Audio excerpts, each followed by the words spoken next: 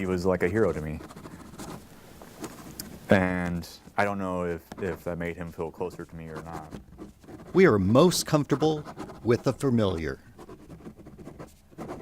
The things we have done many times. The things in which we have the most confidence. But is making a video story all that different? We interview people. We ask the same questions. We note the best answers. The goal is very traditional, but the process is new. Now, the video camera is your notebook. Well, of course, I'm a terrible snob. A lot of people my vintage in journalism think that video is the devil and the most horrible thing that's ever happened to the human race. I don't think that way anymore. When I was tapped to go to the breaking news team, they handed me a backpack full of video gear. Tripod, camera, shotgun mic. It was kind of like, okay, a new tool. I decided that I'm just going to jump in feet first and learn as much as I can. People shouldn't go into this thinking it's going to be easy, but nor should they go into it thinking that it's extremely difficult or onerous. A lot of it is trial with a lot of error. It's okay to be scared, and it's okay to fail. If you go into it the way you go into it as a reporter, as a writer, as an artist, you're just writing with a camera as opposed to writing with ink on paper. I really do think there is a power in visuals that you simply can't get any other way. You're either describing something or you're showing something. And that show and tell works with video just as well as it does with writing. There's nuance in what people are saying that you're not necessarily going to get from a printed quote that comes across in video that can be pretty cool. Even if it's a really straightforward video, it can be fun to have a different platform to tell a story. I find that I don't use a notebook anymore. You're gathering that information, it's just that you're just using a camera as opposed to a notebook. Even if it turns out maybe I don't do a video, I will do those interviews on camera, and boy, my quotes are a lot more accurate than they've ever been.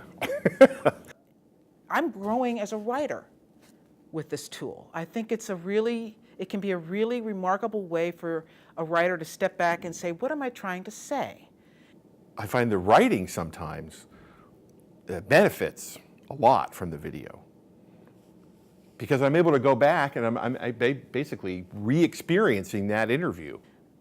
I've been really surprised is that people seem very willing to go on camera. And they often have very good things to say, smart things to say. You have to really reduce it to its bare minimum. You're not going to have 1,000 words or even 500 words. You get 1:30. That's kind of how do I describe it? As a revolution in my own thinking. There is a wide range of types of videos that you might come away with. Anything from a 20-second clip video of, some very compelling visual to 60 seconds of just a talking head, all the way to, a 4, 5, 8-minute video that's going to take a long time to put together, much deeper story to it.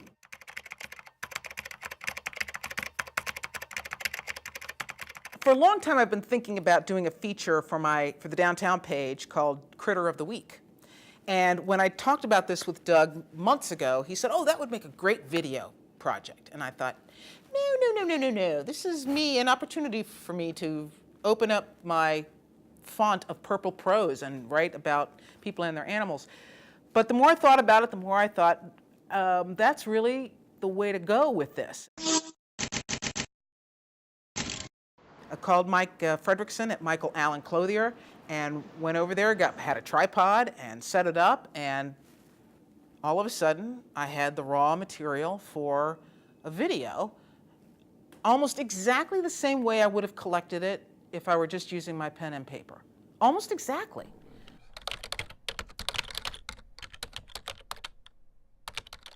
According to a ComScore study, 82.5% of the U.S. Internet audience had viewed an online video.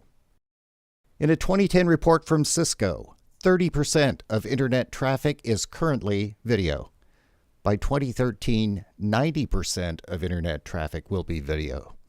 Rich media generates a 400 to 700% increase in viewer engagement compared to static content online, such as text and graphics. Roughly 66% of the world's mobile data traffic will be video by 2014. In the last 2 years, video views grew more than 10 times. Oregon Live uploaded 2,800 for total views of 2.2 million viewers.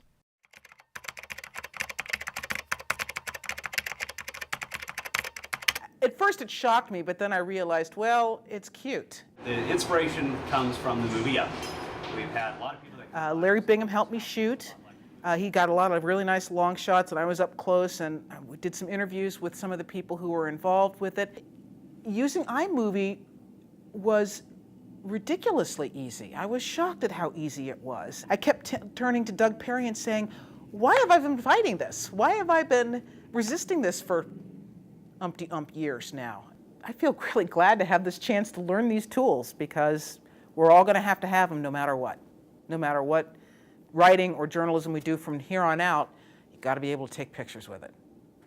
Plain and simple.